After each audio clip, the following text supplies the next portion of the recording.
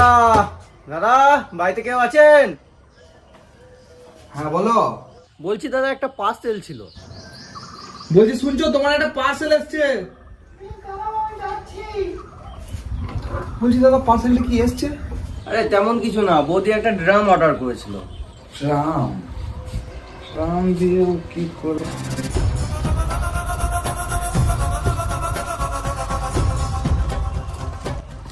ড্রামের সাথে আর কিছু অর্ডার দিয়েছেন? হ্যাঁ ওই সিমেন্ট বালি। চাকু বা কাটারি? হ্যাঁ তুমি কি করে জানলে?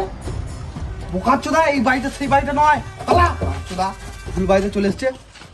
কই আমার অর্ডার এসছে নাকি? না না কিছু আসে নাই, রং নাম্বার ছিল, অন্য ঘরে যেতে গিয়ে এই ঘরে চলে এসছে। আহা, আমি পারি না আর পারি না, আমি কেন মরি।